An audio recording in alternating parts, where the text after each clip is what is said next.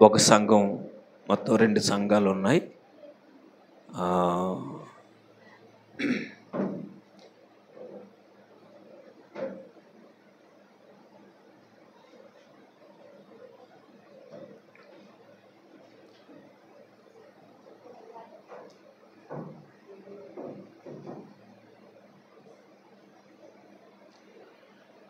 అయిపోయిందమ్మా.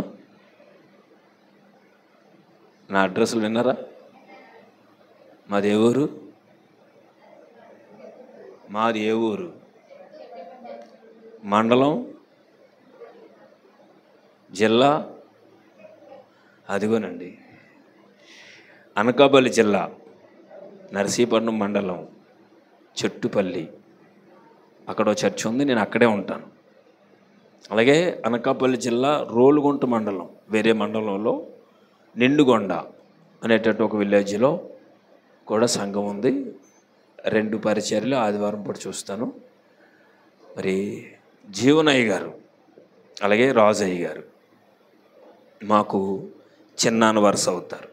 కారణం ఏంటంటే రాజయ్య గారి యొక్క పాసమ్మ గారు, రాణి అమ్మ గారి యొక్క అన్నయ్య గారి కుమార్తెను నేను చేసుకున్నాను, చిన్న కుమార్తెను. సంబంధం కూడా సరిపోద్దండి. ఇక్కడ ట్రిపుల్ పెడితే హమ్మింగ్ వచ్చేస్తుంది. ఇక్కడ కొంచెం బేస్ వస్తుంది కాబట్టి మీకు హమ్మింగ్ వచ్చేస్తుంది. రాజయ్య గారి యొక్క నాన్నగారు, తాతగారు మేము కలిసి పరిచర్యలో కొనసాగినప్పుడు 2000 సంవత్సరంలో మా కుమారుని యొక్క బావమరిది గారికి 2 కుమార్తెలండి.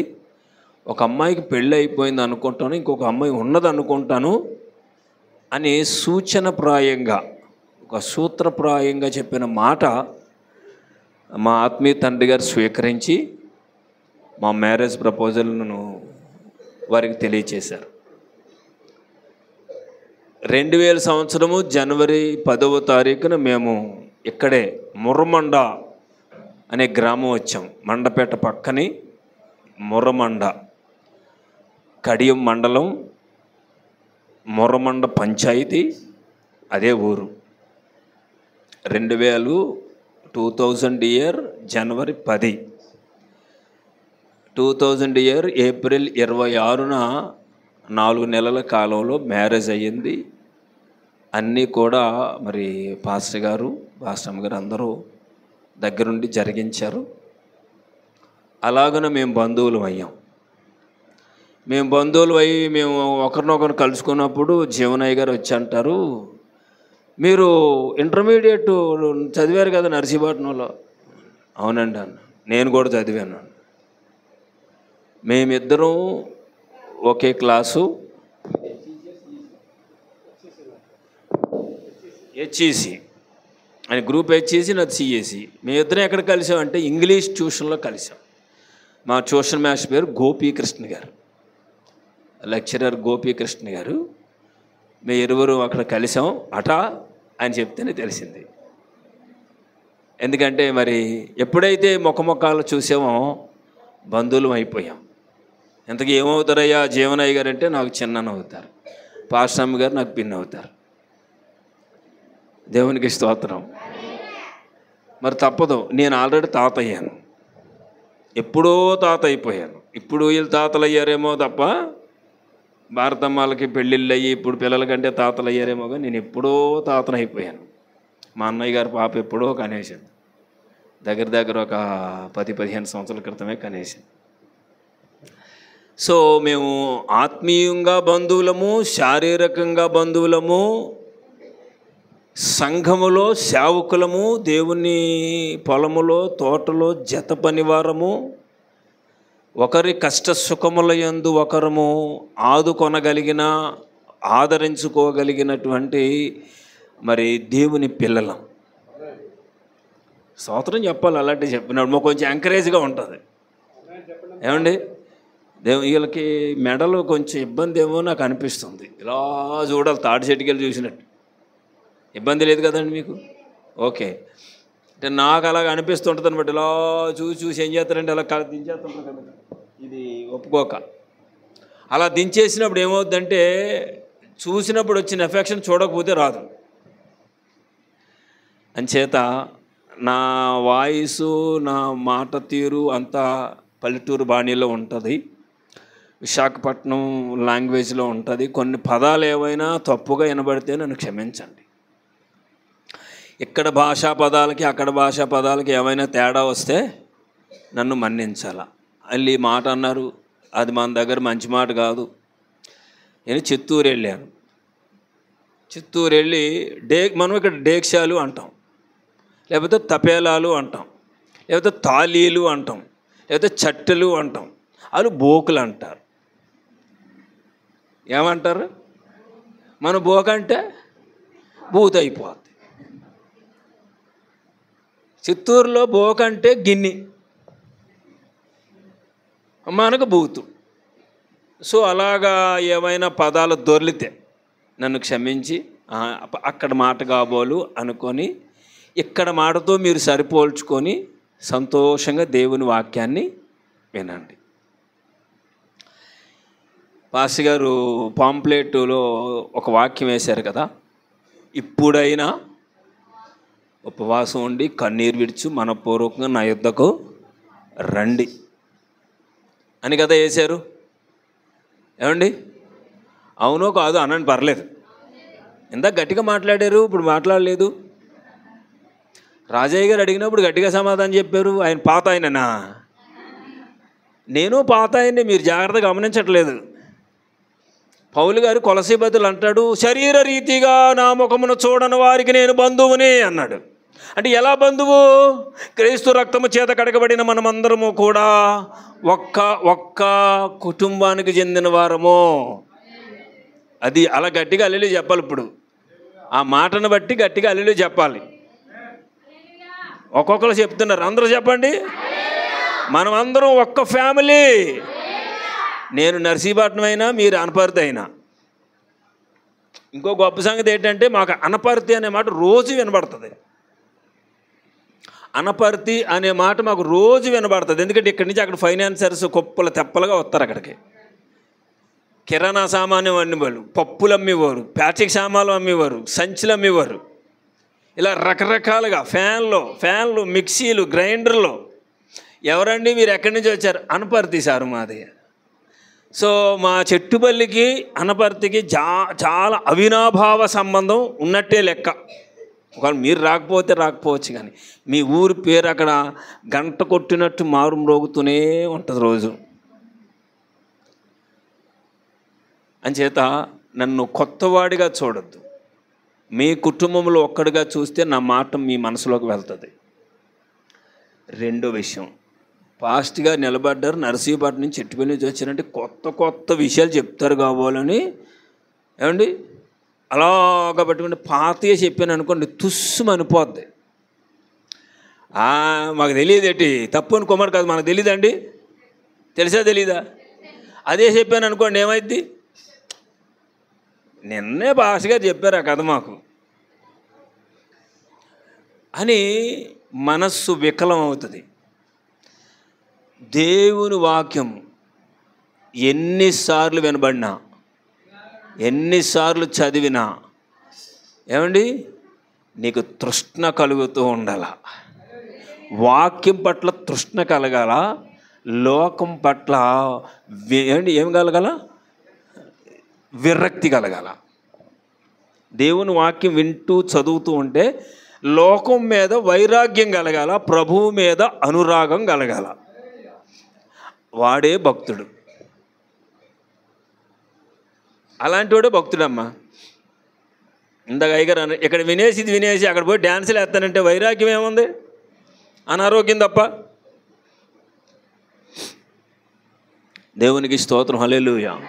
అంచేత కొన్ని మాటలు చెప్తాను, నాకు ప్రభువు నేర్పిన మాటలు కొన్ని మాటలు చెప్తాను. దానికి ముందు మిమ్మల్ని ఒక ప్రశ్న అడగాలనుకుంటున్నాను. మీ మనసు ఏమిటో నాకు తెలియదు కనుక యేసు ఎవరో చెప్తే నేను మొదలెడతానమ్మా. యేసు ఎవరు చెప్పండి. కాదు, అడుగుతాను అన్నానమ్మ. నేను అడగండి అనాలా? అడగండి అన్నారు. యేసు ఎవరు? సరిపోయిందండి. ఏదోటి చెప్పండి. ఇన్ని సంవత్సరాలు బట్టి ఉండి ఏది వెరీ గుడ్ చెప్పండి. ఎవరు అది ప్రాణం పెట్టాడు అన్నది ఆయన ఎవరు? యేసు రక్షకుడు. ఓకే, ఇంకా మరియ కుమారుడు. ఓకే,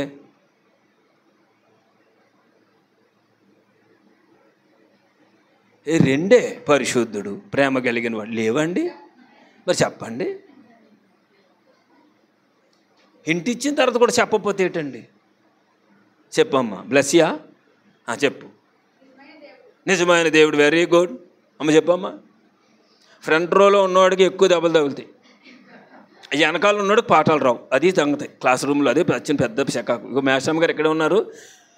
ఏ ప్రశ్న జవాబు అని ఎక్కడ అడుగుతారు? ఫస్ట్ బెంచ్ మీద కొట్టి చెప్పరా, వెనకాల బెంచికి వెళ్ళి అడుగుతారా? ఈడు చెప్పకపోతే అప్పుడు రెండో బెంచికి వెళ్తారు. ఈడు చెప్పేసాడు అనుకోండి, సాటిస్ఫై అయిపోతారు. మళ్ళీ బోర్డుకి వెళ్ళి తిరిగి ఇంకో పాఠం చెప్పేస్తారు. I'm also teacher. నేను హిందీ టీచర్గా చేశాను. నేను చదువుకున్న స్కూల్లోనే మా ఊర్లోనే 2 సంవత్సరాలు టీచర్గా చేసి దాని నుంచి బయటకు వచ్చి సేవకు వచ్చాను. సో నాకు తెలుస్తుంది ఆ విషయం. కాబట్టి యేసు ఎవరు దాటిపోలేదు మనం. పరిశుద్ధుడు. ఓకే, రక్షకుడు, నిజమైన దేవుడు. అష్టమ గారు మిగిలిపోతుంటారు మధ్యలోని. చెప్పారేటి? చెప్పండి. అభిషేక్తుడైన దేవుడు. Very good. ఆశ్చర్యకరుడు. చూసారా వచ్చేతనే. ఇంకా అమ్మా వెరీ గుడ్. లేటుగా చెప్పినా బ్రహ్మాండంగా చెప్పారు. చెప్పేసిందే. ఇంకోటి చెప్పాలి. ఆయన ఒక్కటేనేటండి, ఒక్క మాటదా కట్టేస్తామా? కడపటివాడు, మొదటివాడు, ఆది అంతము లేనివాడు. ఓకే బ్రదర్స్, మనం వీక్. మన బ్యాచ్ 5, 6, 7. ఓకే 8. చెప్పండి అయ్యా. చెప్పనివ్వండి. బెదర్ అన్నాను కదా. బెదర్గా చెప్పరా? నాన్నగారు చెప్పండి. ఆంటీ కాదు. యేసు ఎవరు అమ్మా? ఓకే ఓకే ఓకే రక్షకుడు. ఇక్కడ రక్షణకర్త అన్నారు కదా. Very good. మీకు ఎవరు మిగిలిపోయారా? ఎవరు మిగలకూడదు. ఎవరమ్మా? Very good. ఇంకా ఎవరు మిగలకూడదు. యేసు ఎవరో నీకు తెలియకపోతే ఇప్పుడు చెప్పి పాట నేను ఏం చెప్పగలను? యేసు ఎవరో కనీసం తెలియకపోతే నేను ఏం పాఠం చెప్పనమ్మా? సృష్టికర్త అయినా చెప్పేశాడు కదా. ఇక బెదర్ చెప్పేశాడు, పెద్ద మనిషి చెప్పేశాడు. ఇంకా ఇంకా ఇంకా ఎన్నైనా ఎంత చెప్పచ్చు? యేసు ఎవరో చెప్పడానికి మన జీవితకాలం. కానీ ఎంతో కొంత మనకు తెలిసే ఉండాలి. సరే, యేసు ఎవరన్నది ఒక 2 మాటలు ముందు చెప్పుకున్న తర్వాత నేను నా పాఠంలోకి వెళ్తాను. మార్కు సువార్త 6వ అధ్యాయము 15వ వచనం, 14, 15 వచనాలు. యోహాను సువార్త 6వ అధ్యాయము 69వ వచనము చదువుకుందాం. చదవండి. 14, 15.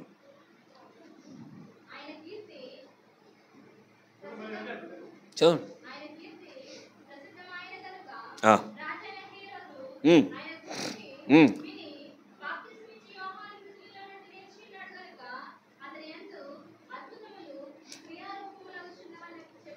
ఒక మాట ఏంటంటే, హేరోదుకి యేసు ఎవరో అర్థం చేసుకోవడానికి బాప్తిస్మిచ్చి యోహానుతో పోల్చుకొని, యోహాను చంపేశాము అనుకుంటున్నాం మనం. కానీ బాప్తిస్మిచ్చి యోహాను మళ్ళీ వచ్చాడు మన దగ్గరికి.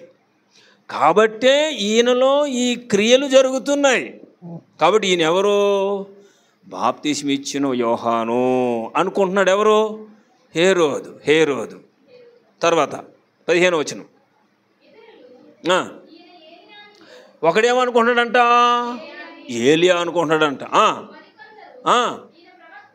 ఈయన ఎవరో ఒక ప్రవక్త అయ్యి ఉంటాడు. ఏలియా ఏంటి, ఎలీషా ఏంటి, ఎవరైతే ఉన్నాయి ఒక ప్రవక్త అని వాళ్ళు అనుకుంటున్నారంట. దేవునికి స్తోత్రం కలుగునుగాక. హల్లెలూయా. ఒక్కొక్కరు ఒక్కొక్క అభిప్రాయము కలిగి ఉన్నారు. ఇప్పుడు మిమ్మల్ని అడిగితే మీరు ఎన్ని అభిప్రాయాలు చెప్పారు? ఒక్కొక్కరు ఒక్కొక్క అభిప్రాయము కలిగి. ఈ అభిప్రాయాలన్నీ రైటా రాంగా? అన్నీ రైటే, అన్నీ రైటే. ఇప్పుడు పేతురు ఏమంటున్నాడో చూద్దాం. 69:6-69 యోహాను సువార్త. ఆగండి. ఏమంటున్నాడు? మీరు వారి వలె వెళ్ళిపోవాలని అనుకొని వెళ్ళలేక తటపటాయిస్తే ఇక్కడ కూర్చున్నారా అని ఇంత ప్రశ్న కాకుండా చిన్న ప్రశ్న అడిగాడు. మీరు వెళ్ళిపోవాలని ఇక్కడ ఉన్నారా అంటే పేతురు అంటాడు అన్నిటికీ ఆయన ఫస్ట్. తిట్లు తినడంలో ఫస్ట్, ప్రశ్నకు జవాబు చెప్పడంలో ఫస్ట్, దూకడంలో ఫస్ట్, మునిగిపోవడంలో ఫస్ట్, అన్నిట్లో ఫస్టే. ప్రసంగంలో ఫస్ట్, రక్షించబడిన సంఘాన్ని కట్టిన వాడిలో ఫస్ట్. దేవునికి స్తోత్రం. ఇటమ్మా ఏమన్నాడు? నీవే దేవుని పరిశుద్ధుడవు. ఒకటి, నీవే పరిశుద్ధుడు అనియు. అబ్బబ్బబ్బబ్బ, నీవు దేవుని పరిశుద్ధుడు అని మేము నమ్మేం చేసిరట? అదే నమ్మడం అంటే విశ్వసించలే కదమ్మా. ఎరిగి ఉండడం అంటే ఏమిటి? అది key point. That is key point. Yesu లోకరక్షకుడు అన్నావు కదా, నువ్వు లోకరక్షకుడు అన్న సంగతిని బహుగా నువ్వు ఎరిగావా? అందరూ అంటున్నారు కాబట్టి నువ్వు అంటున్నావా? రక్షకుడు అని నువ్వు బాగుగా ఎరిగి ఉన్నావా? లేదా తెలుసుకున్నావా? లేదు విని ఎవరో అందరూ అంటున్నారు కాబట్టి, యేసు పరిశుద్ధుడు అంటున్నారు కాబట్టి యేసై పరిశుద్ధుడు. ఎరిగి ఉన్నావా? ఆయన గురించి తెలుసుకున్నావా? ఆయన ఎవరో నీకు అర్థమయ్యాడా? ఆయన ఎవరో నీకు అర్థమయ్యాడా? ఇంకో ప్రశ్న వచ్చింది. యేసు పరిశుద్ధుడని నేను తెలుసుకొని ఎరిగి ఉన్నాను, నమ్మి ఎరిగి ఉన్నాను. నమ్మడంతో ఆగిపోలేదు. ఆయన ఎందుకు పరిశుద్ధుడు, ఎలా పరిశుద్ధుడు, ఆయన పరిశుద్ధుడు లాభం ఏంటో తెలుసుకున్నాడు. తెలుసుకొని ఆయన వెంట మేము ఎక్కడికి వెళ్ళిపోతాం ప్రభువా? నీవే నిత్య జీవపు మాటలు గలవాడవు. నీవు దేవుని మీద 68వ వచనంలో ఈ మాట ఉంటుంది. నీవే నిత్య జీవపు మాటలు గలవాడవు, నీవు దేవుని పరిశుద్ధుడవు. మేము ఎక్కడికి పోతాం? దావీదు కూడా 139వ కీర్తన 5వ వచనం అంటాడు, నీ ఆత్మ యొద్ద నుంచి నేను ఎక్కడికి పోతాను? ఉపవాస ప్రార్థన అయిపోయింది, టైం టు టైం అయిపోయింది, ఇంటికి వెళ్ళాం. మనం ఎక్కడికి వెళ్ళాం? మన ఇంటికి వెళ్ళాం. కానీ దేవుని సన్నిధి నుంచి వెళ్ళలేదు. ఈ స్పృహ ఈ రోజున చాలామందికి లేదంటే అతిశయోక్తి కాదు. ఇంకొక ప్రశ్న, దేవుడు ఏమై ఉన్నాడు?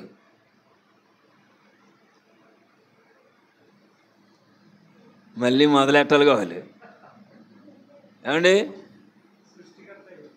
దేవుడు ఏమై ఉన్నాడు?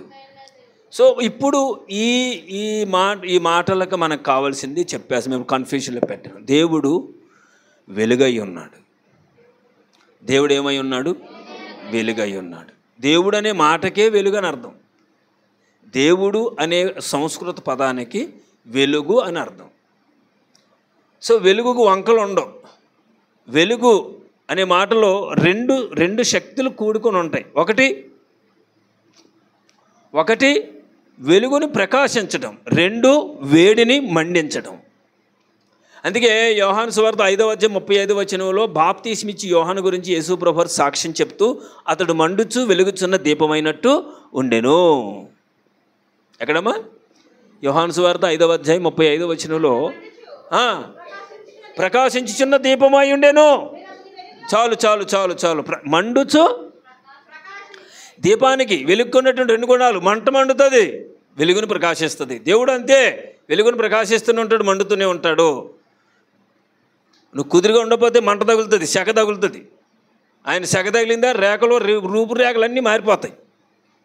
ఆయన వెలుగులో బ్రతికేవా, యు ఆర్ హ్యాపీ. దేవునికి స్తోత్రం కలుగును గాక. హల్లెలూయా. ఆయన అగ్ని దిగి వచ్చినప్పుడు ఆయన వెలుగులో నడుచుకున్న వారందరూ హ్యాపీగా ఉన్నారు. ఆ అగ్గిలోకి దూకిన వాళ్ళందరూ చచ్చారు. చావలేదా? ఆకాశం నుంచి అగ్ని దిగి వచ్చినోడు వీళ్ళెవరు బొగ్గులు తయారు చేసుకెళ్తున్న బొగ్గులు సొంత తెలివితేటలు సంఘాల్లో సొంతం. దాని గురించి చెప్పడానికి నేను ఇప్పుడు కాదు, కానీ వాళ్ళిద్దరూ చచ్చారు. అబీహు నాదాబులు ఇద్దరూ చనిపోయారు. దేవుని అగ్ని దిగి వచ్చి గీరగా మాట్లాడిన వాళ్ళని 153 మందిని దేవుని అగ్ని కాల్చివేసింది. అగ్నిలో దూకమని కాదు, ఆయన వెలుగులో మనం నడుచుకోవాలి. రైట్. దేవుడు ఏమై ఉన్నాడంటే వెలుగై ఉన్నాడు. ఆ వెలుగులో మనం నడుచుకుంటున్నాం. మనము చీకటి వారము కాదు. మనము డైరెక్ట్ చెప్పేస్తున్నాను, మనం ఎవరమో అని మళ్ళీ ప్రశ్న లేదు. మనం చీకటి వారము కాదు, మనం రాత్రి వారము కాదు. తెస్సలోనికీయులకు రాసిన మొదటి పత్రిక 5వ అధ్యాయం 4-5 వచనాలు. మనం చీకటి వారము కాదు, మనము రాత్రి వారము కాదు, మనము పగటి సంబంధులము, మనము వెలుగు సంబంధులము.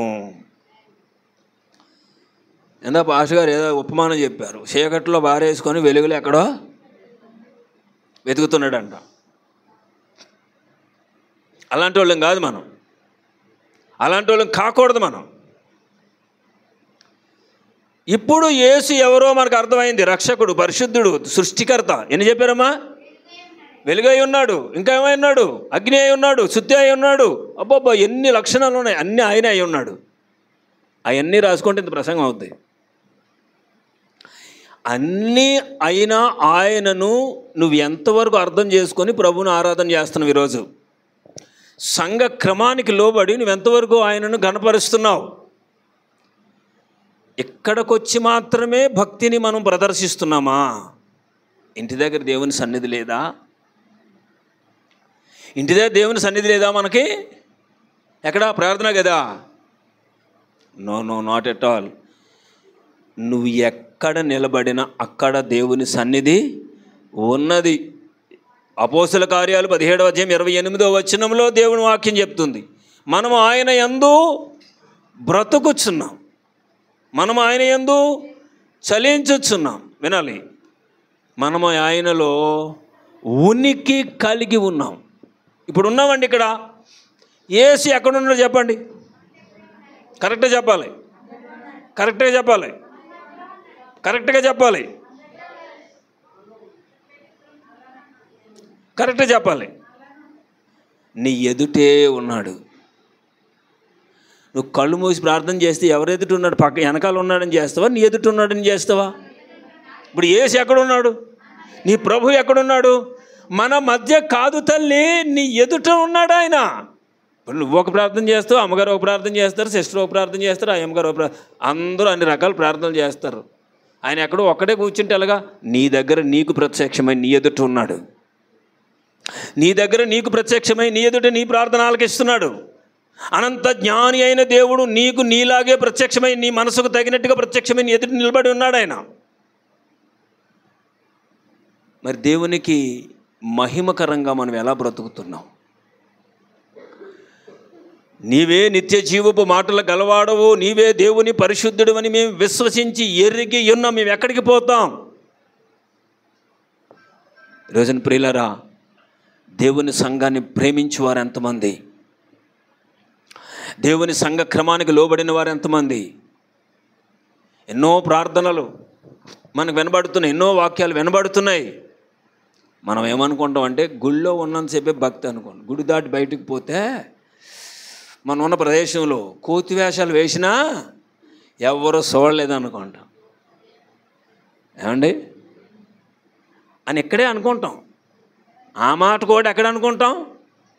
ఇక్కడే అనుకుంటాం. దేవుడు ఎప్పుడు మనల్ని చూస్తున్నాడు అని ఇక్కడే అనుకుంటాం. ఇది గుమ్మం దాటి బయటికి వెళ్ళిన తర్వాత, ద్వారబంధం దాటి బయటికి వెళ్ళిన తర్వాత స్పృహ మెలకువ కలిగి. తెస్సలోనికైలకు రాసినటువంటి పత్రిక 5వ అధ్యాయము 16, 17, 18 వచనాలు చూడండి.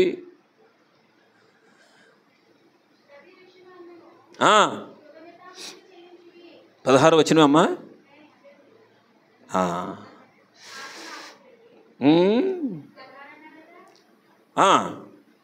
అవునమ్మా. ఎడతెగక ప్రార్థన చేయుడి. ఎడతెగక ఎలా చేయాలి? మత్తయి సువార్త 26వ అధ్యాయం 41వ వచనం.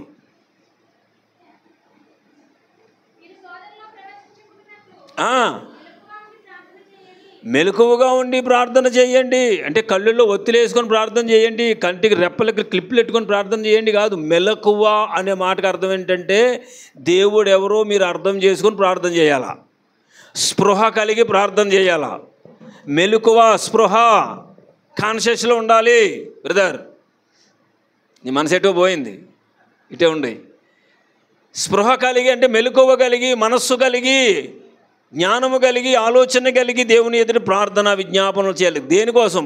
అసలు శోధనలోకే రాకుండా, శోధనలోనే పడిపోకుండా, నువ్వు వెళ్ళిన ప్రదేశంలో నీ ఆత్మీయతను చంపడానికి, నీ ఆత్మీయతను దొంగిలించడానికి, అమ్మా నీలో ఉన్న భక్తిని పాడు చేయడానికి ఎన్నో పరిస్థితులు నీ మీద దాడి చేస్తూ ఉంటాయి.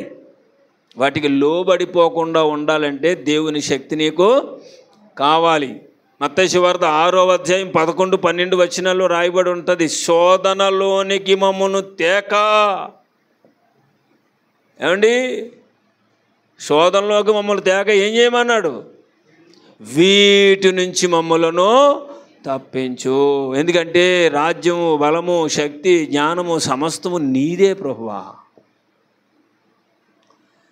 నా ప్రియ సహోదరి సహోదరులరా, యేసు ఎవరో నీకు అర్థమైతే, యేసు ఎవరో నీకు అర్థమైతే ఈ రోజు నుండి ఒక ప్రత్యేకమైనటువంటి మనస్సు కలిగి యేసుతో యాకమై నీవు నీ ప్రభువు యాక మనస్సు కలిగి ఉంటారన్నది నా విశ్వాసం. స్తోత్రం చెప్దాం. హల్లెలూయా, హల్లెలూయా. యోహాను సువార్త 15వ అధ్యాయం 7వ వచనం. యోహాను సువార్త 17వ అధ్యాయం 7వ వచనం. అవునండి.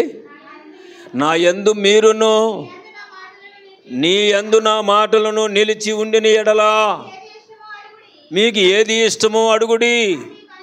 ఏముండాలంటండి? మనము ఆయనలో ఉండాలి, ఆయన మాటలు మనలోనికి రావాలి. నేను మా సండే స్కూల్ పిల్లలకి 3 వలయాలు వేసి చెప్తాను. మధ్యలో ఉన్న వృత్తం నేను, రెండో వృత్తానికి లోపల ఉన్నది దేవుని వాక్యం, రెండో వృత్తానికి బయట ఉన్నది దేవుడు. అంటే నన్ను లోపల బయట ఆయన నన్ను ఆవరించి ఉంటాడు. నీవు నాయందు అంటే నేను పోయి దేవుళ్ళో ఉండాలా, నా మాటలు నీయందు అంటే మళ్ళా నాలోనికి దేవుని మాటలు రావాలా. ఏమండి, I want to arrested by the word of God.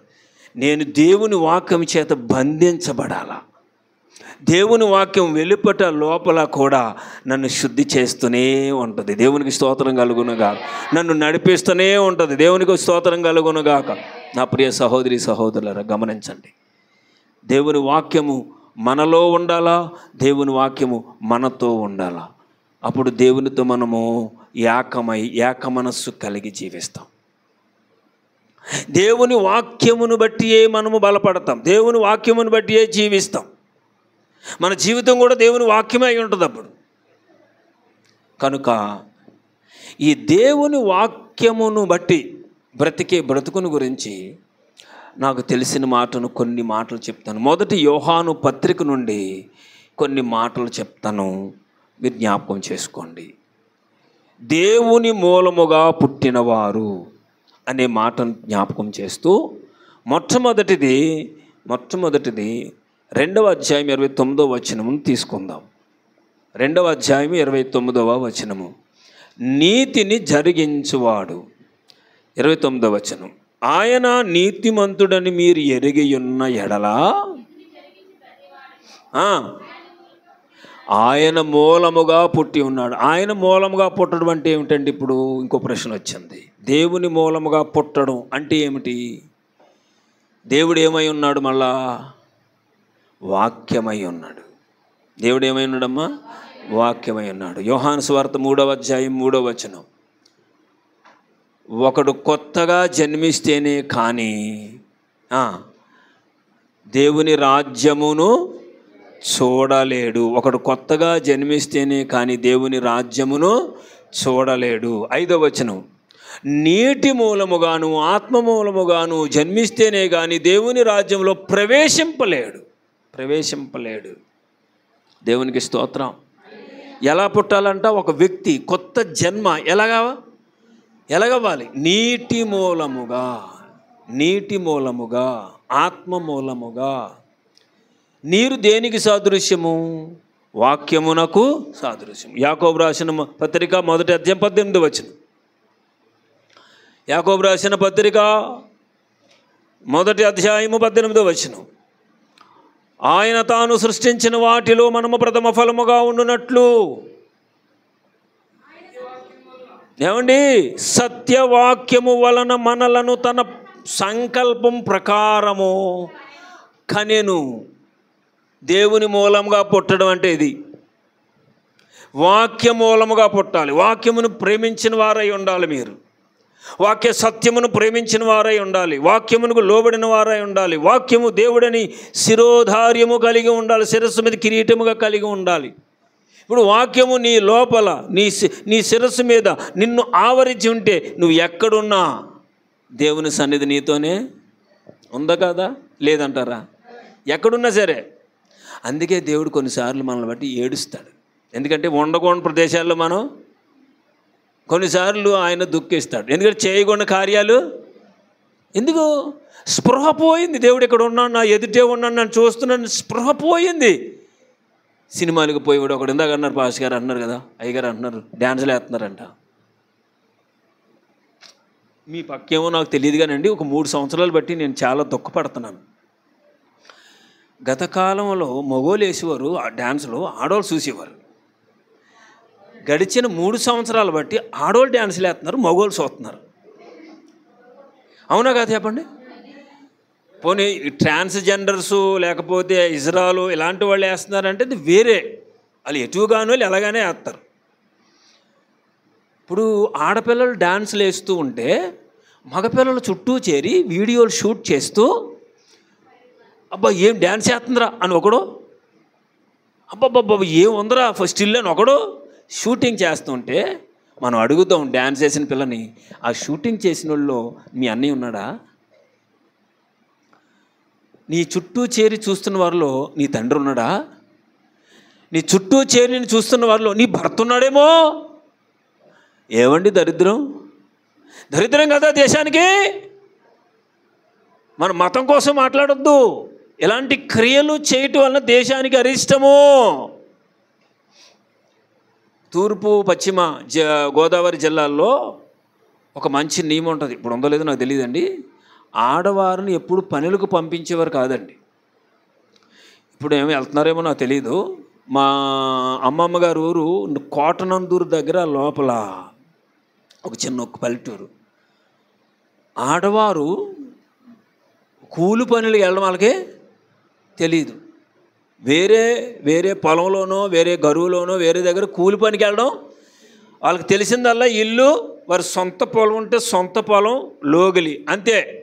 వారికి లోగిలి వాకిలికి వెళ్ళాలంటే సొంత పొలం ఉంటే పోవడం, మళ్ళీ చూసుకొని సాయంత్రం రావడం. వేరే కూలి పనికి వెళ్ళే పరిస్థితి ఉండేది కాదు. మా మామయ్య మా ఇంటికి వచ్చి ఈ ట్రాక్టర్ మీద ఇటుకలతో ప్రయాణం చేసి ఆడోళ్ళని, ఇసుకలతో ప్రయాణం చేసి ఆడోళ్ళని, రాళ్లతో ప్రయాణం చేసి ట్రాక్టర్ మీద ప్రయాణం కచ్చలు వేసుకొని ప్రయాణం చేసి ఆడోళ్ళని చూసి నోరు మూసుకునేవాడు. అవ్వో ఆడోళ్ళు కచ్చలు వేసి తిరుగుతున్నారు ఇక్కడ అనుకున్నాడు. ఆడు కొత్త ఆడికి మా మామయ్యకి.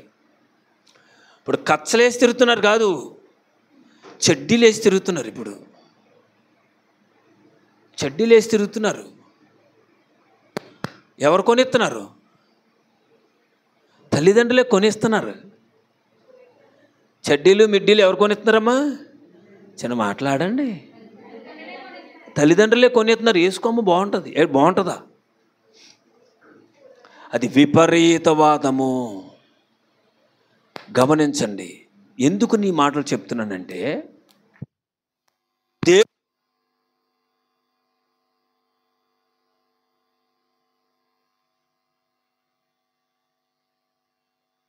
పుట్టినవాడు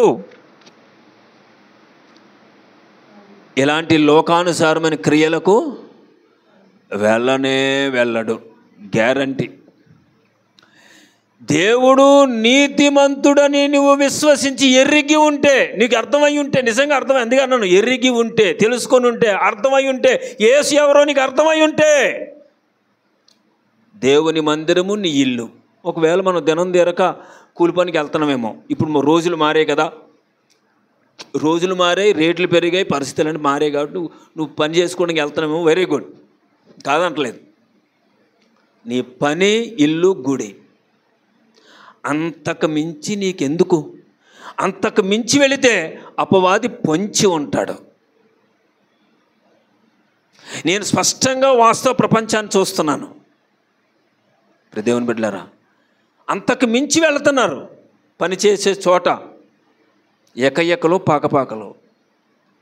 ఏమండి, గుడిలో కూడా కొన్నిసార్లు క్రమం తప్పి ప్రవర్తించేవారు కనబడుతున్నప్పుడు పరిశుద్ధాత్మ దేవుడు దుఃఖపడతాడు. ఎఫెసీ పత్రిక 4:30 దేవుని పరిశుద్ధాత్మను దుఃఖపరచవద్దు. నువ్వు దేవుని మూలముగా పుట్టాను అనుకుంటే, ఈరోజు నేను వాక్య మూలంగా పుట్టాను, వాక్యం నన్ను పుట్టించింది.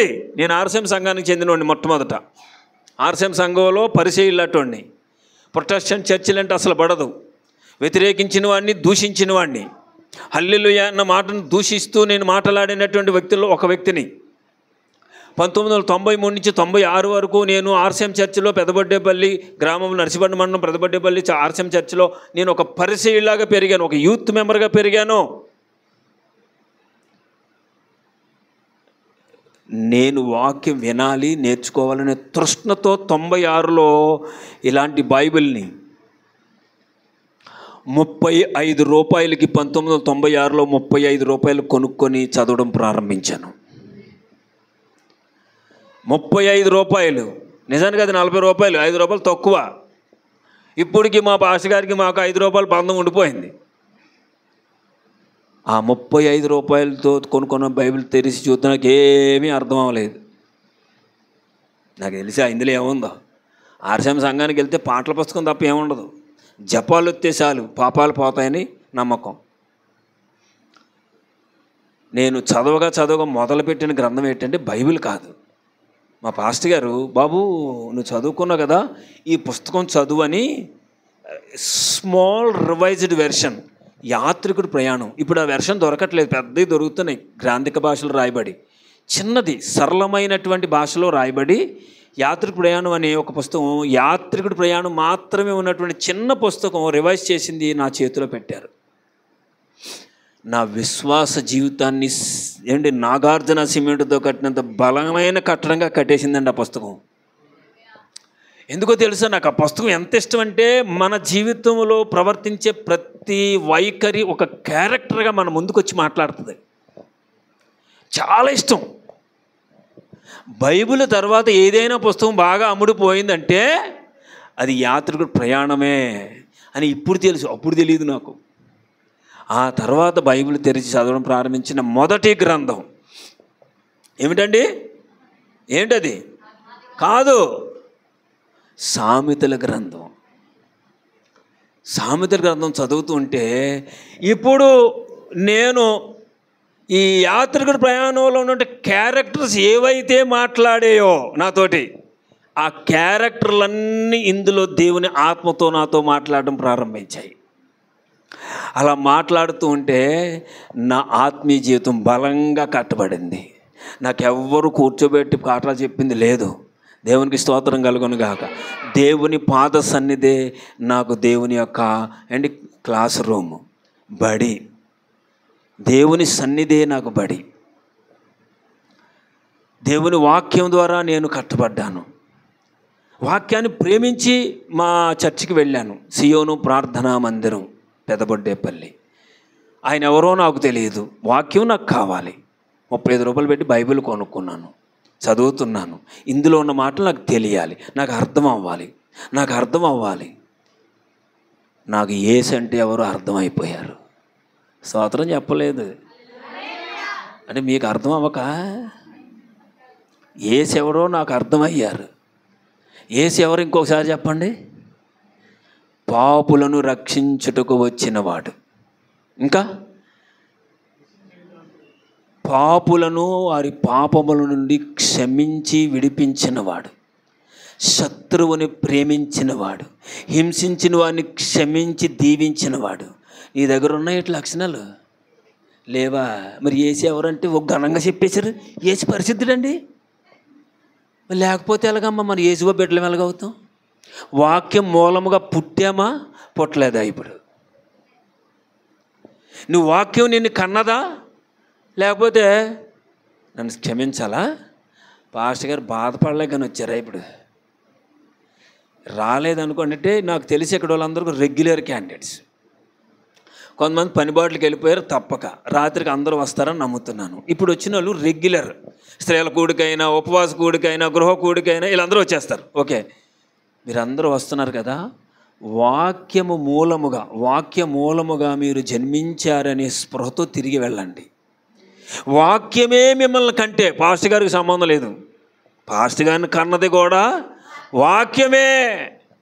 మనమందరం వాక్యం మూలముగా పుట్టి ఉంటే, దేవుని మూలముగా పుట్టి ఉంటే నీతిని జరిగిస్తాం అన్నది నిజం.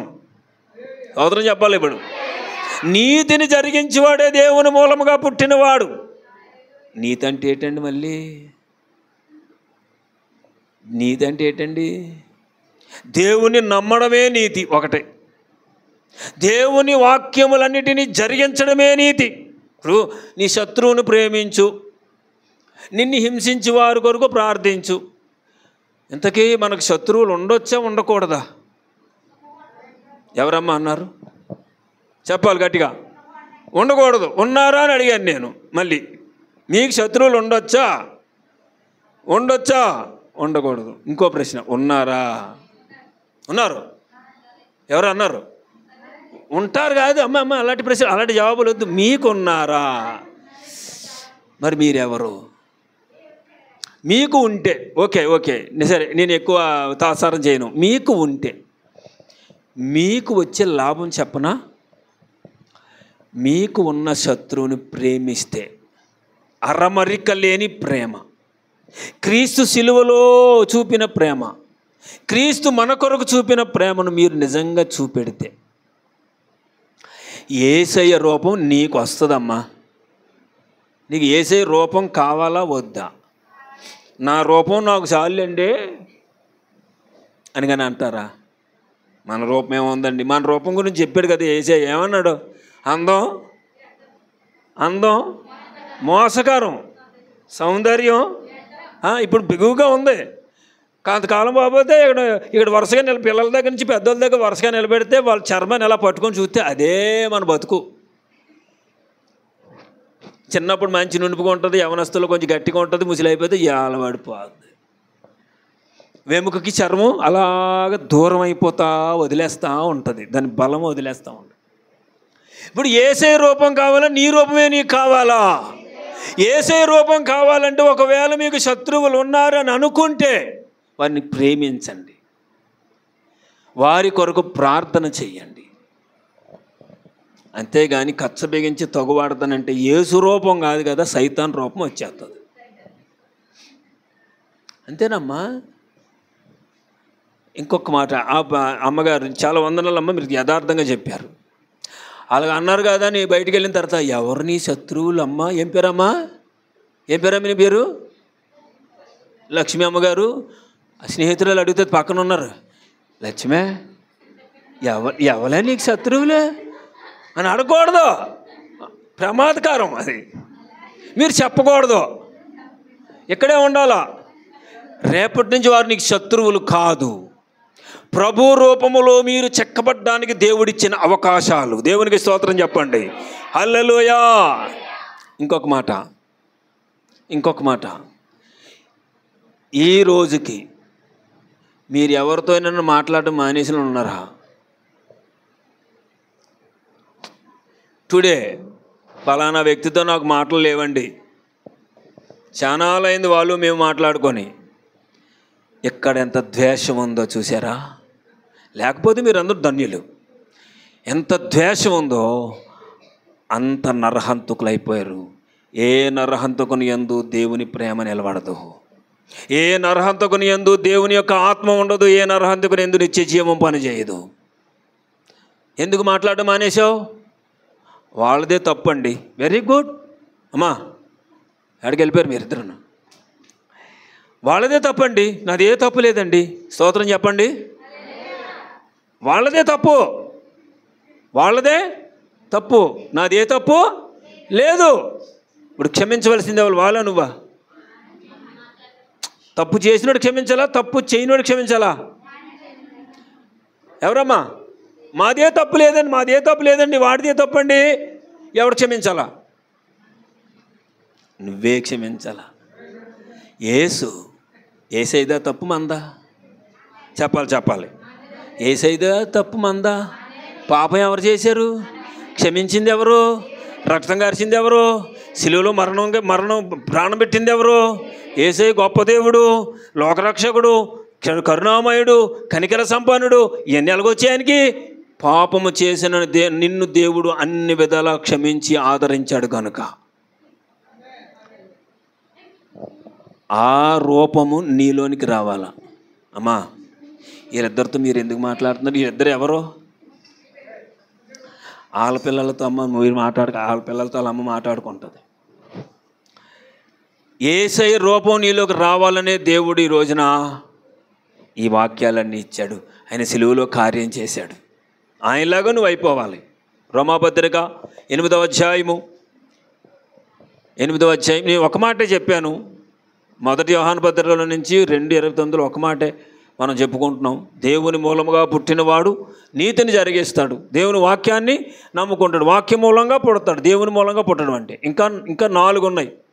రాత్రికి వీలైతే రాత్రికి 4 ముగించేస్తాను, లేకపోతే వచ్చే సంవత్సరం చెప్తాను. స్తోత్రం చెప్పలేదంటే రావద్దని అర్థం అండి. మా పెన్నమ్మ గారు చెప్తేనే నేను వస్తాను. దేవునికి స్తోత్రం. హల్లెలూయా. పెన్నమ్మ గారు అంటే చాలా ప్రమాదం అండి. ఎవరో అబ్బాయి చూస్తారు ఇక్కడ. దేవునికి స్తోత్రం. తప్పదు, గౌరవమే. వయసులో చిన్నోళ్ళైనా పెద్దోళ్ళే మాకు. దేవునికి స్తోత్రం. చదువమ్మా 28వ వచనం చదువు. అనగా ఎస్, అవును,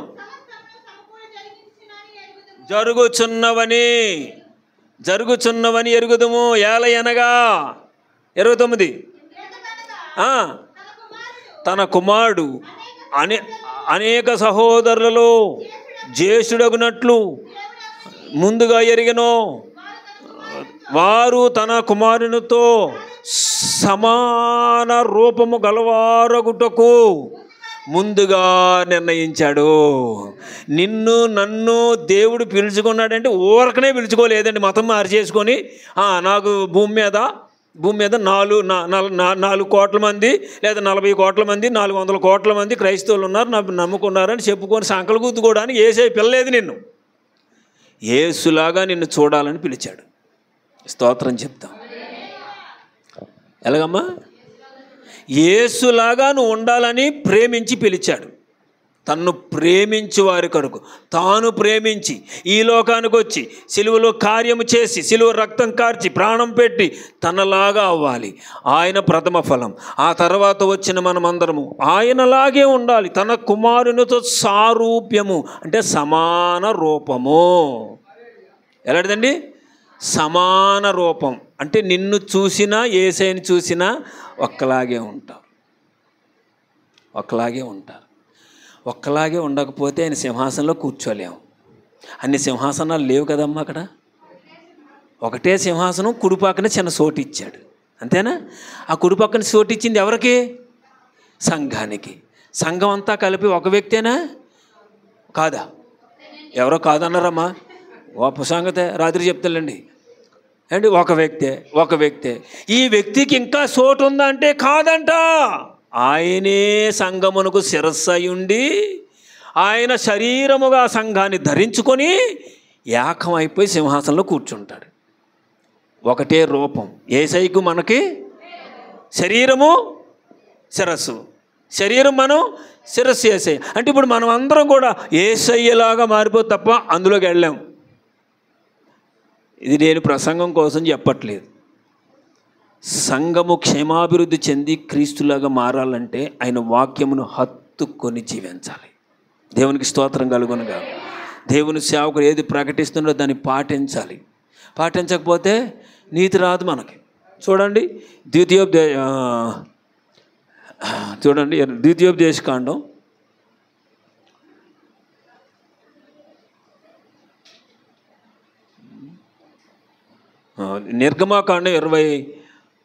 25వ అధ్యాయం మేబీ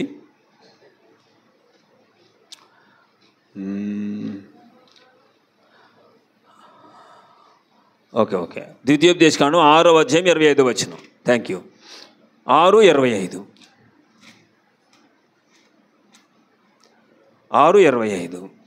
మన దేవుడని యెహోవా మనకు ఆజ్ఞాపించినట్లు ఆయన సన్నిధిని ఈ సమస్తమైన ఆజ్ఞలను అనుసరించి మనము నడుచుకున్నప్పుడు మనకి నీతి కలుగును. దేవుని మాటలను అనుసరించి 6:25 ఓకే. ఈ సమస్తమైన ఆజ్ఞలను అనుసరించి మనం నడుచుకున్నప్పుడు, అమ్మ వింటున్నారా? పక్క వెళ్ళిపోయారా? పక్క వెళ్ళిపోయిన వాళ్ళు స్తోత్రం, హల్లెలూయా. పోయి ఇక్కడే ఉన్నవాళ్ళు దేవునికి స్తోత్రం. దేనికి చెప్పిన వారు దేవునికి స్తోత్రం. ఈ సమస్తమైన ఆజ్ఞలను మీరు అనుసరించి నడుచుకొని నా సన్నిధిని జీవిస్తే మీరు నీతిమంతులు అవుతారు. దేవుడు ఏ ఆజ్ఞ ఇచ్చాడో ఆ ఆజ్ఞను అనుసరించి మనం బ్రతకాలి. దేవునికి స్తోత్రం కలుగునుగా. హల్లెలూయా. ప్రభునందు ప్రియులారా, నిన్ను వలే నీ పొరుగువాడిని ప్రేమించాలి. నీ ప్రభు అయిన దేవుని పూర్ణ హృదయముతో, పూర్ణ బలముతో, పూర్ణ వివేకముతో, పూర్ణ శక్తితో దేవుని ప్రేమించాలి. ఇంకేం చేయాలి? మన సహోదరులను క్రీస్తు వలె ప్రేమించాలి. యోహాను సువార్త 13వ అధ్యాయం 34-35 వచనాల్లో నేను మిమ్మును ప్రేమించినట్లే మీరు ఒకరినొకరు ప్రేమించుకోవాలని కొత్త ఆజ్ఞ ఇస్తున్నాను. ఈ ఆజ్ఞను అనుసరించి మీరు ఒకరినొకరు ప్రేమించాలి. దేవునికి స్తోత్రం. గలతీ పత్రిక 6వ అధ్యాయం 2వ వచనము. గలతీ పత్రిక 6వ అధ్యాయం 2వ వచనము. ఒకని భారమునొకడు భరించి ఈలాగు క్రీస్తు నియమము పూర్తిగా నెరవేర్చాలి. ఒకరి భారం ఒకరు భరించాలి. ఒకరి కష్ట సుఖాల్లో ఒకరు ఉండాలి. రోమపత్రిక 12వ అధ్యాయం 15వ వచనం అంటాడు, ఏడ్చేవారితో ఏడవండి, నవ్వేవారితో నవ్వండి, ఒకరితో ఒకరు మనస్సు కలిసి ఉండండి. మనస్సు కలిస్తేనే కుటుంబం కట్టబడుతుంది. మనస్సు కలిస్తేనే స్నేహం కట్టబడుతుంది. మనస్సు కలిస్తేనే కుటుంబాలు ఆనందంగా ఆరోగ్యంగా ఉంటాయి. మనసులు కలిస్తేనే పెళ్ళి అవుతుంది. మనుషులు కలిస్తే కాదు.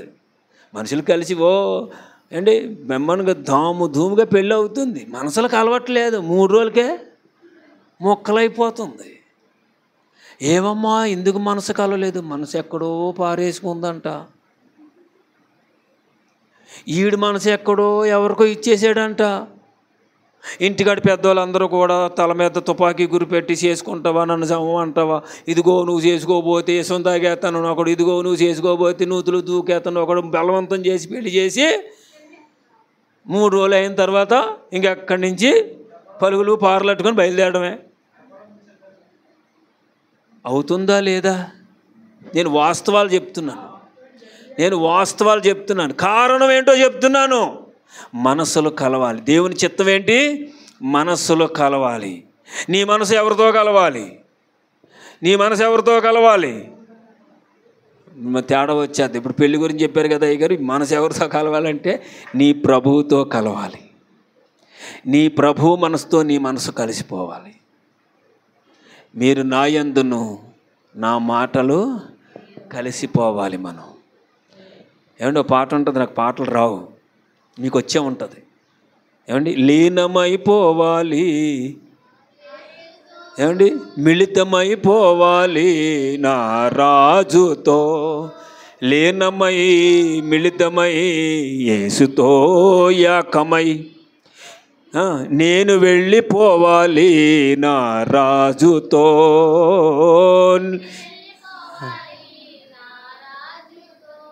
ఎలాగా? నువ్వు ఎగిరి వెళ్ళాలంటే ఏమవ్వాలంటమ్మా? లీనమైపోవాలి, కలిసిపోవాలి, ఒకరి మనసు ఒకరు తెలిసిపోవాలి.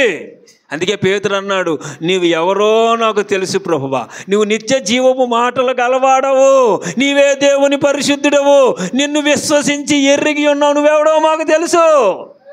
మీ దగ్గర నుంచి ఎక్కడికి పోతాం మేము? ప్రాణం పోయినా నిన్ను వదిలిపెట్టి వెళ్ళేది లేదు. ప్రసంగం ఆలకించిపోవడానికి రావద్దు, ప్రసంగాన్ని భోజనం చేసి వెళ్ళండి. ఇర్మియా అంటాడు, నీ మాటలు నాకు దొరకగా నేను వాటిని భక్షించి తిని భుజించి తిని, నేనిచ్చు ఆహారము తినువాడు. యోహాను సువార్త 6:35-36 వచనాల్లో ఏమన్నాడు? నేనే జీవాహారమును, నేనిచ్చు ఆహారము భోజనము చేయవాడు ఎన్నటికీ ఆకలి కొనడు, నేనిచ్చు పానము చేయవాడు ఎన్నటికీ దప్పికొనడు, దండిగా ఉంటాడు, ఇంకొకటి అడగడు. లోకములో ఎన్నో చూసిన యేసయ్యను ఒక్కసారి అర్థం చేసుకుంటే ప్రియులారా, ఎంత గొప్ప సంగతి అంటే ఇక లోకంలో ఏం అడగడండి. స్తోత్రం చెప్పలేదు ఎవరన్నా? అడుగుతుండండి మీరు. నేను స్తోత్రం చెప్పమంటే మీరు చెప్పడం గొప్ప సంగతి కాదు. మీరు ఆత్మలో ఎదిగితే నేను చెప్పమనకుండా చెప్తారు, ఈ మాటలు మీకు అర్థమైతే చెప్పమనకుండా చెప్తారు. లోకంలో మనము ఎన్నో చేసి వచ్చాం, యేసయ్య దగ్గరికి వచ్చిన తర్వాత ఇంకేమీ కోరలేదు. ఇక్కడ ఏమైనా ఉన్నాయా? 3 మనం ఎన్ని పేర్లు ఎట్టండి, మనకున్నది 3. 1 ప్రార్థన, 2 వెరీ గుడ్ పాటలు, 3 ఇంకేమైనా ఉన్నాయా చెప్పండి మీరు. ఎక్స్ట్రా అని చెప్పండి. ఎక్స్ట్రా ఏమనుందమ్మా? మీరు ఎన్ని రకాలుగా కోటింగ్లు వేసినా, పౌడర్లు రాసినా, దీనికి ఎన్ని హంగులెట్టినా 3. మొదటి ప్రార్థన చేస్తాం, 33 పాటలు పాడతాం, నిలబడి పాటలు పాడతాం, కూర్చొని పాటలు పాడతాం, వాక్యం జ్ఞాపకం చేసుకుంటాం. ఇంకేమనుందా? ఇంకేమైనా కోరుతామా? సోమవారం ఒకటి చేయాలి, మరలాగా ఒకటి చేయాలి, బుధవారం ఒకటి చేయాలి, ఏమనుందా? నువ్వు ఎన్ని వారాలు చేసినా అదే మాట, ఎన్ని సంవత్సరాలు చేసినా అదే మాట. ఎందుకంటే ఇక్కడ యేసయ్య ఉన్నాడు, వాక్యమైన దేవుడు ఇక్కడ ఉన్నాడు. ఇక మనకు లోటు లేదు. దేవునికి స్తోత్రం కలుగునుగా. హల్లెలూయా. ఇక్కడ లోటు లేని మనం యేసయ్యని ఏం చేయాలా? ఏం చేయాలండి చెప్పండి అమ్మా? 3 చేయాలా. ఇక్కడ లోటు లేకుండా ఉన్న యేసయ్యకు మనం 3 విధాలుగా గణపరచాలి. 1 నీ దేహముతో దేవుని గణపరచాలా. స్తోత్రం చెప్పలేదు. నీ దేహముతో దేవుణ్ణి అల్లాడికి డ్యాన్సులు వేస్తున్నాడు. నేను డ్యాన్సులు ఏమన్నారా? కుదురుగా కూర్చొని శ్రద్ధగా దేవుని వాక్యం విని హృదయంలో విశ్వసించి అవును ఆమెన్ అంటూ ఉంటే నీ వెనకాల నుంచి నీ ప్రభు అంటాడంట ఆమెన్ ఆమెన్ అంటూ ఉంటాడంట. ఆయన పేరే ఆమెన్ అను దేవుడు.